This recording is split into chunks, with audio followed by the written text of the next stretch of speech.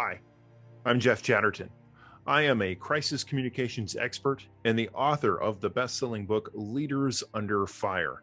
On today's show with Dove, we're going to talk about the fact that there are only 3 types of crisis, and you're probably preparing for the wrong one. We're going to look at the phenomenon known as newsjacking.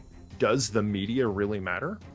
We're going to take a look at how a crisis done well can increase your bottom line by up to 30%. There's all sorts of really great content. There are things that your audience are really going to need from you in a crisis, and chances are good you're setting yourself up for the wrong thing. Find out what that thing is and more coming up in today's show. Welcome back to part 2 of our delicious conversation with Jeff Chatterton. He is a best-selling author and an expert in crisis communication. His book that he co-authored is called Leaders Under Fire, the CEO's Survival Guide to Navigating Corporate Crisis. And in part 1 of the show, we talked about the difference between media training and crisis management, which are often very different things. We've talked about dealing with very real crises at a corporate level, i.e. for when the airlines were dragging people off, and there's been a lot more of that since the people have started flying again after the pandemic, and really about managing those situations. We even talked about a company where there was an airline where people died and how that was managed. We also talked about in part 1 how crisis may not be what we think it is, and we're often trying to push it away rather than understanding that it's an opportunity to really grow trust with your audience, with your client base, with your audience being your shareholders, stakeholders, customers, employees, etc. It's pretty fascinating. If you didn't get to hear part 1, go back and listen. I think you'll really enjoy it. As we come back into part 2, we were talking about handling these crises. We talked about being politically correct and how those kinds of things work. Oftentimes, we've all seen the TV shows where there is a reporter in the room. You've got to face the media. There's a reporter in the room who is going for blood. And in the book, in your book, Jeff, you talk about one of the sections there is the top 5 ways that people in crisis can piss off a reporter. I really like that idea of making it that clear, because that's what it is. I think that often, as I said, people suffer from foot in mouth disease. They put their foot in their mouth and don't realize they've done it. So give us an example or a couple of examples of things that people can do that would end up pissing off a reporter and making things much worse, and what they might do instead. I think where most people get hung up is they don't understand the reporter is merely doing their job, and you may not like their job, but that's like getting upset with the police officer who's giving you a ticket. It's not going to help you, right? It's not gonna advance your situation at all. At some point you just have to take a deep breath and go, okay, there is a dance and a role that we all have to play here. They're not there to screw you over. They're there to do their job. Your job is to help them do their job, and it really is that simple. When they're asking questions, and they get the information wrong, don't tell them why they're wrong or what they're doing. They say, all right, we understand, show a little bit of empathy. Okay, I understand that you may think that this has happened. Can I help explain, can I take a minute and just share what we know, what we don't know, and what we're doing to send out more information? Because half the time they're like, oh, yes, please. Right. It's well, it may not just piss off reporters. I think it pisses off anybody. Human beings don't like being wrong. And if you make somebody wrong, they're not going to turn into your best friend. Right. So, and we've all done it. I'm not saying I haven't done it. Of course I've done it. We've all done it. but not necessarily with the reporter, but even in our private lives. Yeah, I mean, if you want to find out if it'll work with the reporter, try thinking about your primary relationship and how well that worked out when you wanted to make the other person wrong. Well, and when they ask you the difficult questions, the questions that you don't want to answer, getting upset that they asked you the questions doesn't help you, right? And I think oftentimes a big part of crisis communications is behind closed doors. Get through that grieving process. You know what? Yeah, it sucks that we're here, but at the end of the day, we're here now. So let's own it. Let's pick it up. Let's accept our role. And let's, how do we move forward? And when they say to you, you know, how does it feel that your food company poisoned 1,000 Americans? You know, the worst thing you could throw at them is, it isn't 1,000 Americans, it's we're hearing reports of 6. You know, like, no, it doesn't.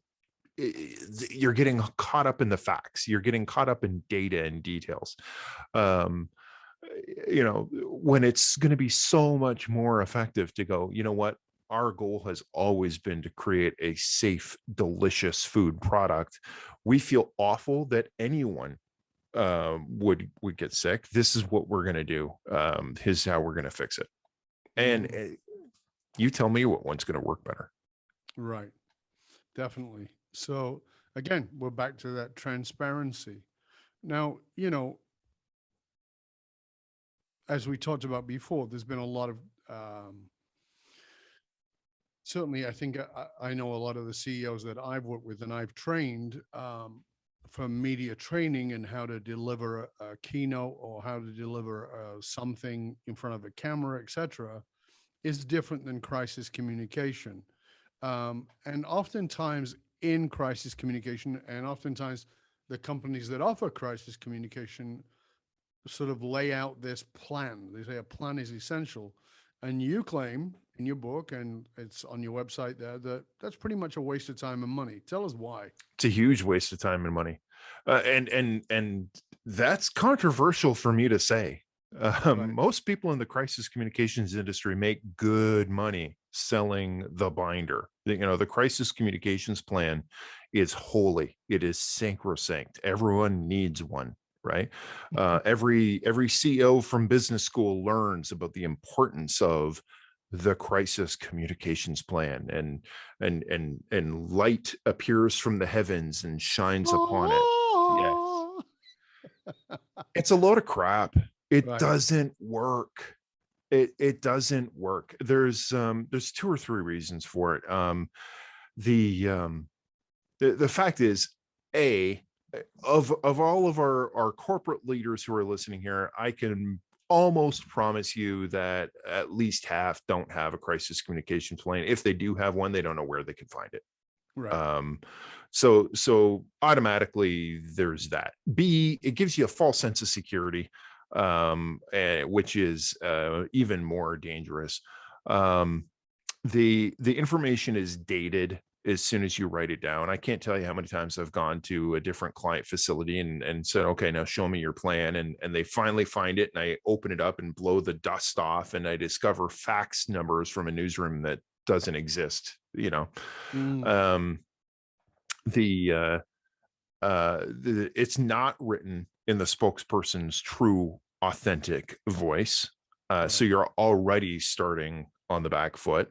And especially with some of the old school static traditional copies, they're useless if they're on fire, right? Or whatever the particular problem it happens to be. I have said in the past, and I still believe it, that the world is far too fast and far too dynamic for something as static and old school as a written plan. It's almost like taking someone without any pilot experience and saying, okay, now you're in charge of this jet, we need you to land it, but don't worry, here's a book. What on earth are we doing? It's okay. We have a book. No, we have a book, right? Well, even if it's not, our plane isn't in a book, it's digital. Okay, well, you have an iPad. It's you can't do that. No. That's, I mean, I, I tell her, would it be that much more effective if someone that emergency pilot knew and trusted could magically come in over their headset and say, okay, Dov, I understand you're going to try to land a jumbo jet. Here's exactly what you're going to do right now. Mm-hmm. Right. That's what CEOs need. They don't need a book, because frankly, they've probably prepared for the wrong type of crisis in the first place. Well, I mean, let's just talk about that. I mean, the pandemic is often seen as a black swan event. It actually wasn't a black swan event, but it's seen that way. And people saying, well, you couldn't really prepare for that. Well, actually, you could. And we had lots of warning. There was talk about it even at Davos the year before. And it has been spoken about many times. The potential of a pandemic was even talked about greatly during the Obama administration, in the first administration. So, we kind of knew it was coming, but human beings are pretty awful at paying attention to things, i.e., let's just use climate change. It doesn't affect me. It's not any colder or warmer here, so it's fine. And that's not a judgment on whether you believe or don't believe it. It's a point of human beings don't really pay attention until it slaps them upside the head. So if you've got a plan that's about what happens if somebody calls us out on fraud, and what's happened is a pandemic, and as a result, 5 of your people died, that plan is about as useless, as I said, as an ashtray and a motorcycle. Because you're focusing on the what's again. Right. It's not about what happened. In fact, I'm sure someone in your audience is going to be able to point out an exception to the rule, but the big general rule, I tell people, there's only 3 types of crisis. Crises are threats. And if there are only 3 types of threat out there, it's threat to self. Am I safe? Is this plane safe? Is this pilot intoxicated? Whatever the issue happens to be. Sure. And that's where most companies tend to focus their thinking, is how do we address threats to self, food poisoning, product recalls, that kind of stuff. Then there's threat to wallet. Is my credit card safe because you guys got hacked? Hey, my investors are not happy because we paid a new corporate recruit, $16 million to join us, and it turns out that he's a pedophile. There's 100 different threats to the wallet that are out there. And then the third are far more pervasive and far more damaging to you and to your brand. And frankly, as a CEO, far more damaging to your career. And that is threat to people's feelings. How on earth could you have hired a pedophile in the first place? Aren't you racist because you made private email comments 10 years ago? Honestly, if you're an airline or a food manufacturer or any software company, what are you more likely to run into? Are you more likely to run into a crisis of safety, or are you going to run into a Me Too allegation? Mm-hmm. And I can almost promise you that it's going to be the Me Too allegation, or it's going to be a vice president that got caught doing something completely heinous in his private time, or something like that. And we're not prepared for those. And that's not in the plan. So let's just go to that. All right. Because I that's a really good example you brought up. The Me Too movement. When the Me Too movement exploded, and it did explode, I had lots of conversations with male leaders who were freaking out and panicking. Just freaking out and panicking. And my advice to them was actually around transparency and genuine transparency, not some horse crap version of it, but genuine. But the question I had brought forward was, listen, if you are thinking that you could be in trouble, there's a pretty good chance you're right. Mhm. You did something that at the time seemed okay that is not okay today, and that could come back on you. And I said, I think that the good thing is that you're even asking that question. The good thing is that you're even questioning yourself, because there are a lot of people who are arrogant and right, and they're never going to look at those things. But even so, because I know somebody that has happened to, even so, even when a person has gone, yeah, I think I'm okay, but I'm not entirely, I don't remember everything from 20 years ago. Uh, and then something comes back that, from their point of view, is a misallegation. Because, there's a lot of people throwing rocks at glass houses these days. Mhm. Um, how do you deal with something that is a crisis, but is a crisis that is based in a lie?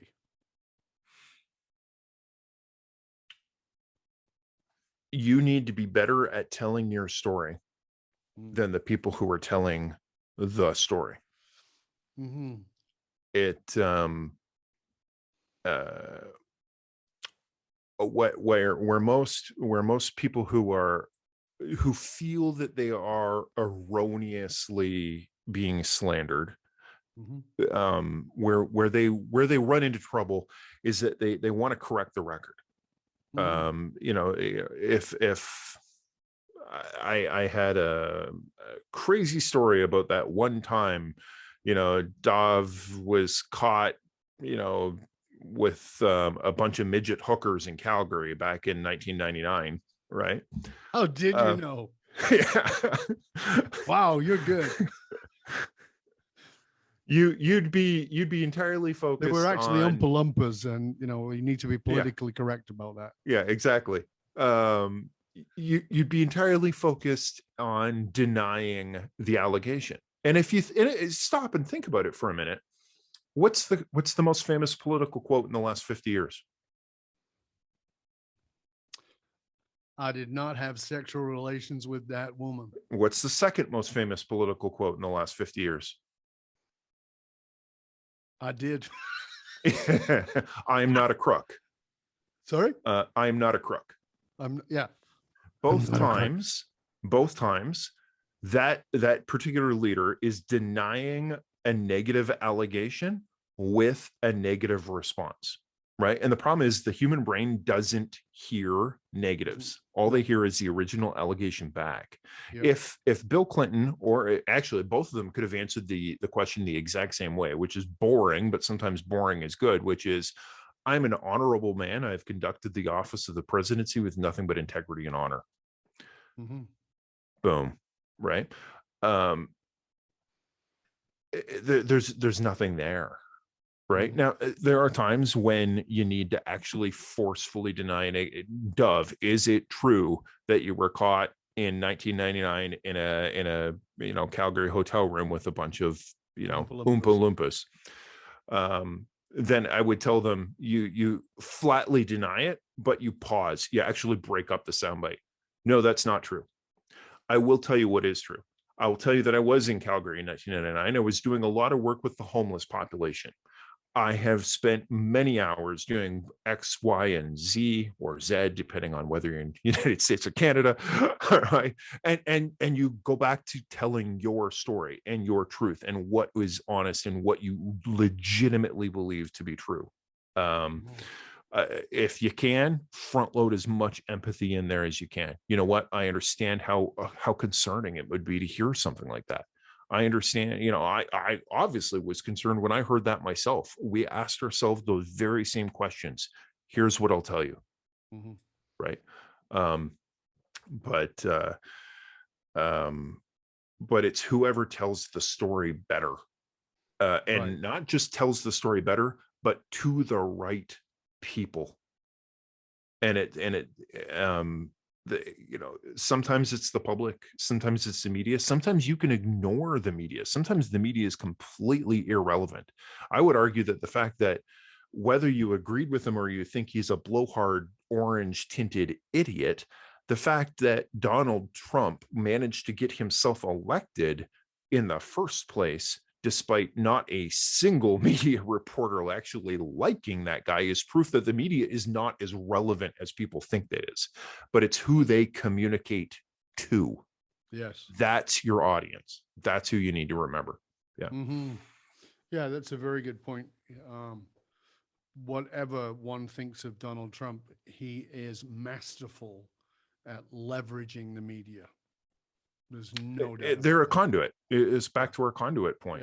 Yeah, It's they're not spewers of truth or of lies. They are simply pawns in his game. And that doesn't matter whether they're MSNBC or whether they're Fox News. It's completely irrelevant. Yeah. He doesn't look at them as that. He looks at them as the conduit he can use. Mhm. And I think it's, I've said for a very long time that I definitely salute that in him. How he does it, what he does with it, that's a different conversation. Yeah. But the fact that you got to salute that, because I said for years during his presidency, what is Donald Trump's number one skill? And people are like, I don't know. And I said, stealing the spotlight. It doesn't matter what it is about. He can make it about him. Right? Newsjacking. Huh? It's called newsjacking. Yeah, he newsjacks. Right? He steals the spotlight. He steals the microphone. He newsjacks, and he makes it about him, or makes it about what he wants to make it about. And that is, when you look at crisis, I mean, there was so many crises, and oftentimes, and this is why I'm bringing this up, because oftentimes he just ignored them. He ignored what the media was saying. He really didn't give a hoop about what was being said by porn stars. He's like, okay, right? He's like moving on, and let's newsjack this story so that story isn't relevant. I mean, there's some really brilliant crisis management in the in the dark arts of it, for just understanding that it's using the media as a conduit. But then the question comes back to what you started off with, is integrity, real integrity, and true transparency.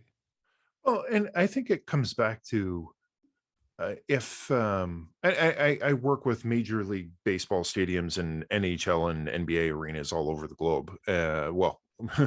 Baseball and NBA in North America, rugby in Australia, et cetera, et cetera.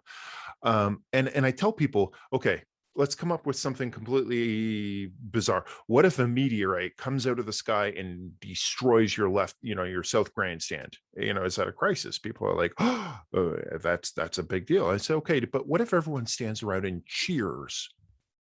And you're like, no, crisis is only a crisis if people are upset.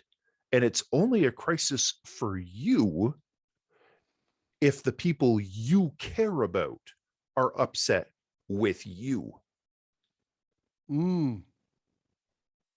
So that's a pretty big differentiator.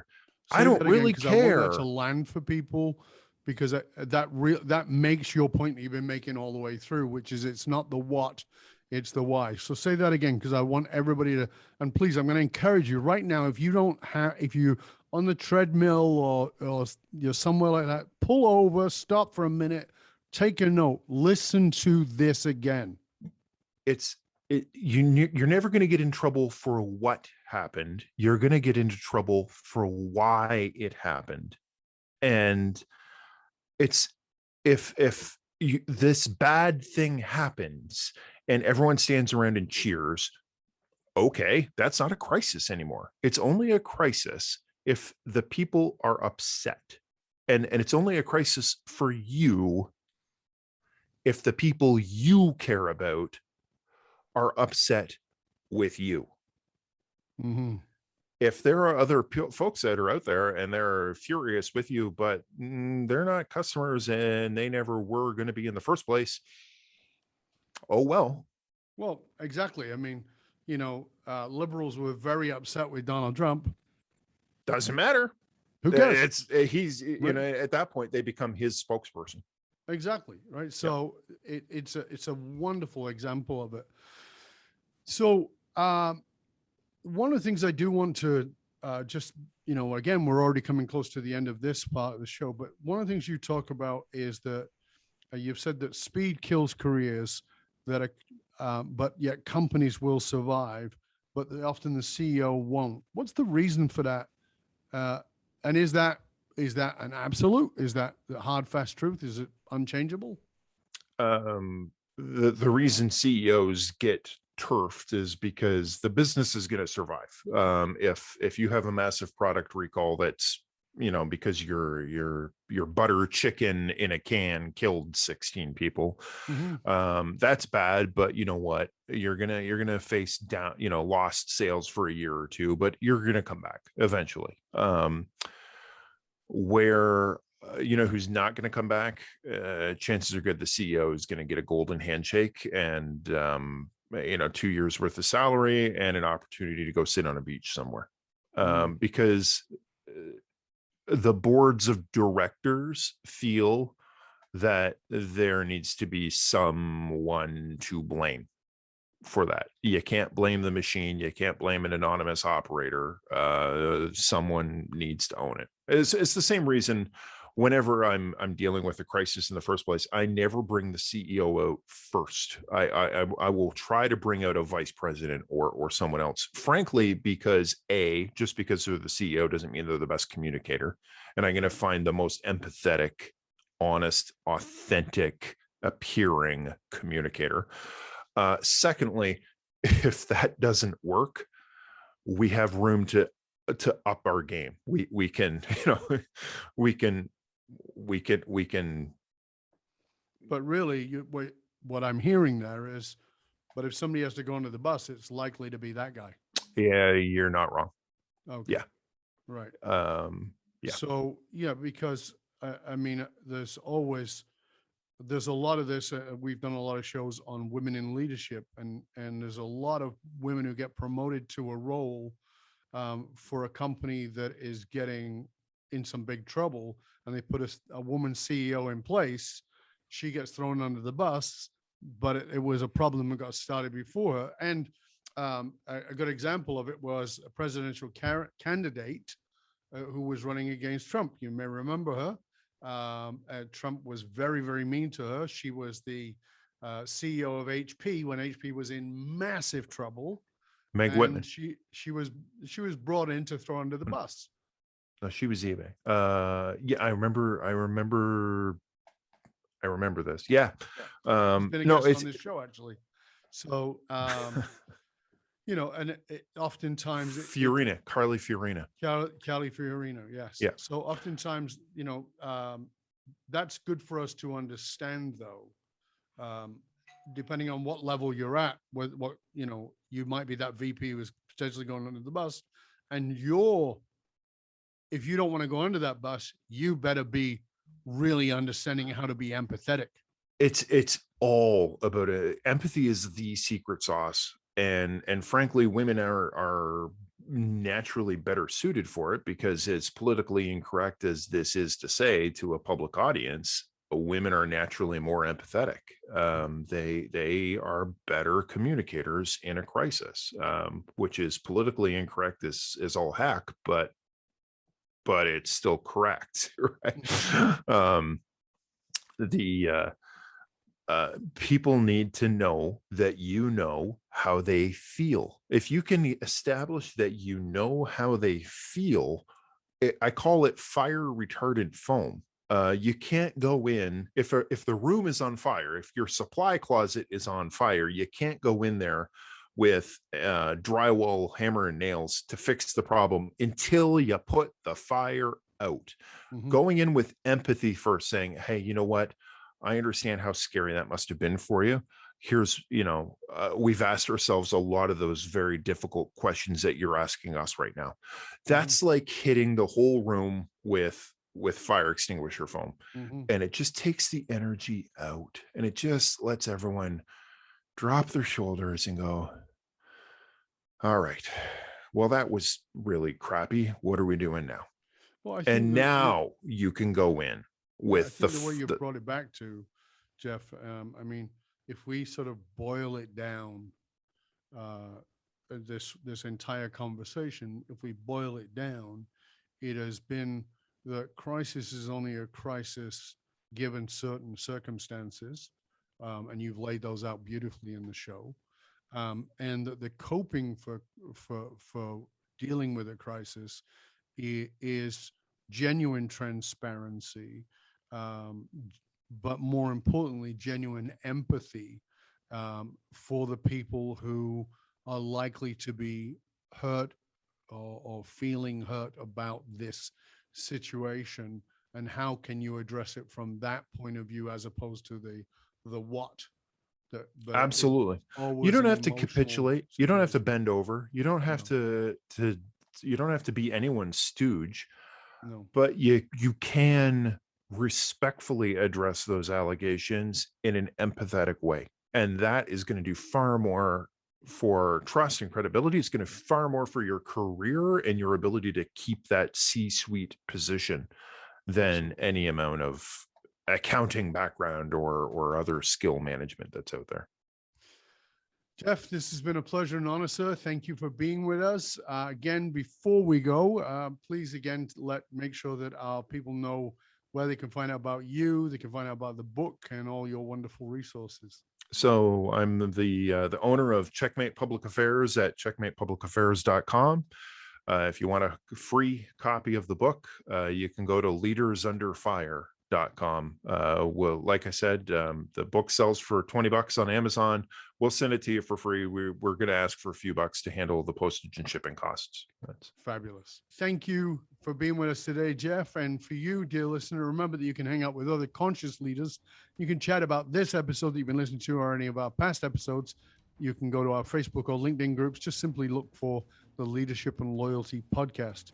The truth of the matter is, it doesn't matter how successful you are. If your employees and your customers don't understand what gives your company meaning, you're only working at a fraction of your true capability. To find out how you can hire me, Dov Baron, or as a speaker or a leadership strategist for yourself or your organization, you can simply go to dovbaron.com, dovbaron.com, because unified actualized meaning is the one single monolithic difference between mediocrity and greatness for all individuals and companies. I want to thank you for sharing the show with everybody you know. Till next time, stay curious, my friend. Stay curious about whether this is actually a crisis or genuinely an opportunity for you to build real trust. I'm Dov Baron. I'm here to assist you, tapping into your deepest meaning to reach that next level of clarity, focus, purpose, and profit in your business, your life, and your leadership impact. And I am out.